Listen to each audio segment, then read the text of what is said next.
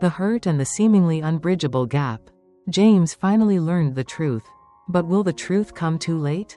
Facing the risk of losing Diep and his family forever. What will James choose? Sacrifice, confront, or give up? Let's follow this emotional journey, where every decision can change everything.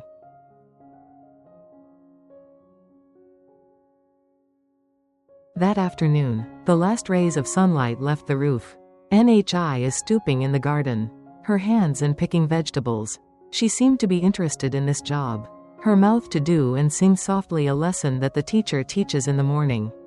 Diep sat nearby, carefully picked up the picked vegetables. Each of the lush green vegetables was neatly put in the basket. The smell of fresh vegetables blends together, creating an unusual peaceful feeling.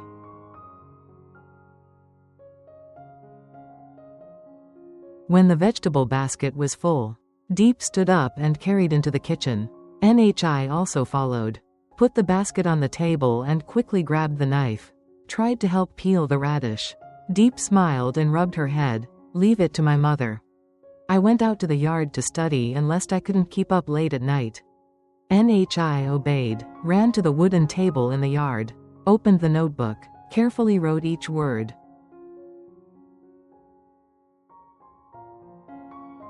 In the kitchen, Diep leaned to wash vegetables, peel the radish, and cook the soup. The sound of a little fire in the kitchen rang steadily. The small house seems to become warmer.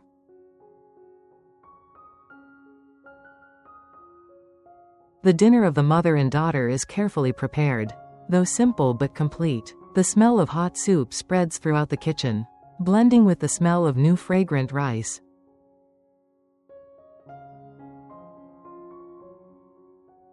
When the meal was nearly completed, the sky had just collapsed. The yellow light in the house turned on, and took out a gentle light. At that moment, the familiar sound of the car stopped in front of the gate.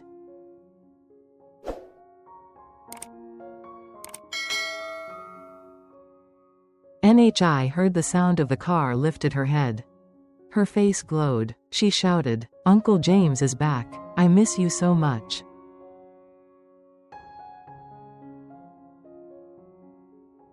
James just entered the yard when Nhi rushed to hug him. He smiled, picked her up and turned around and put down, rubbing his head. "Is you good today?" Nhi nodded repeatedly.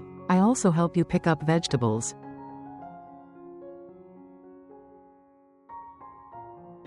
James laughed, turning to Diep and walking to the door. "I'm back."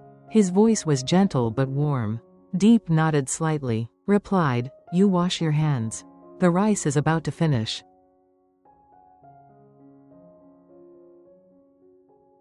The three of them sat and chatted at the porch at the same time. James asked Nhi's study, and little Lu told her whole day, from the story to help her mother to cook. The moment when the small family gathered, Diep involuntarily saw her heart calming, and tiredness also disappeared. When the rice moved up, all three sat down at the table.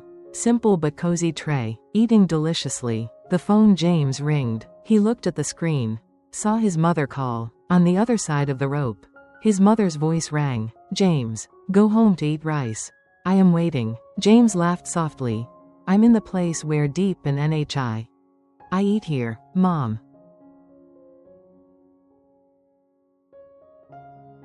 After the meal, Diep took Nhi to the bedroom. She quickly fell asleep after a long day. Diep gently covered her blanket and closed the door. Walked out to the yard. James was waiting, his eyes watching Diep as if he wanted to predict what she was about to say.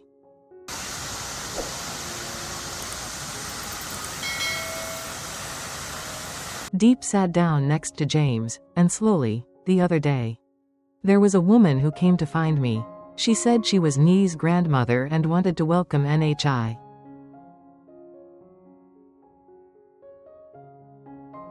I'm really bewildered. Bro, I don't want to be away from Nhi.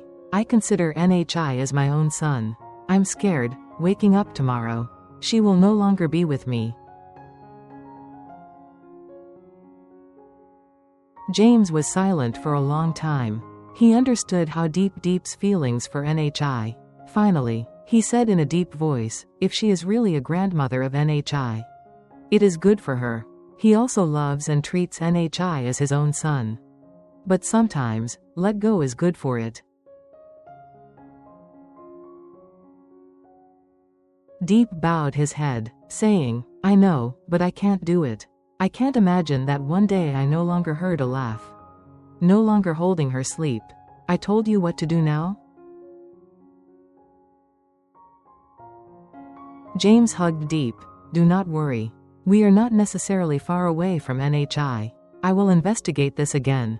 Verify if the woman is really a grandmother of Nhi. Don't be sad. Everything is not over.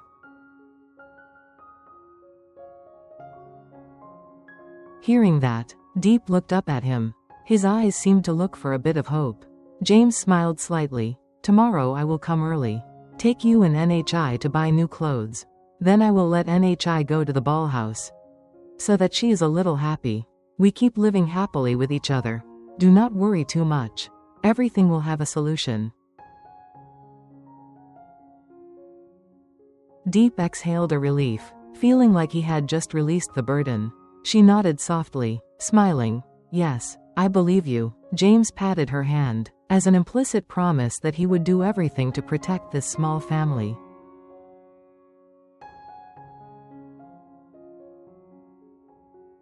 Outside, the night was late at night. The wind slightly through the leaves.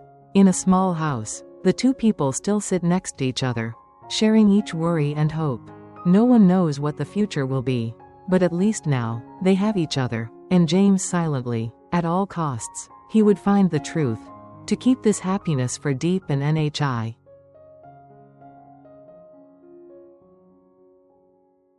The next morning, the early sunshine shone through the small doorway. Diep just opened the gate when he saw the familiar car stopped in front of the house. James stepped down, smiling. Let's go. Today I spend all day with my mother and daughter. Arriving at the children's clothing store, James let Nhi choose each set. She tried one skirt to another. Turned to consult. Do you think this is beautiful? Very beautiful. Everything is pretty. After shopping, the three continued to the ball house. Nhi rushed into the sea of colorful balls. Laughter echoed throughout the amusement park. I see. She is very happy. I will do everything to keep this smile. Diep nodded, his eyes teary. That moment made her feel more secure.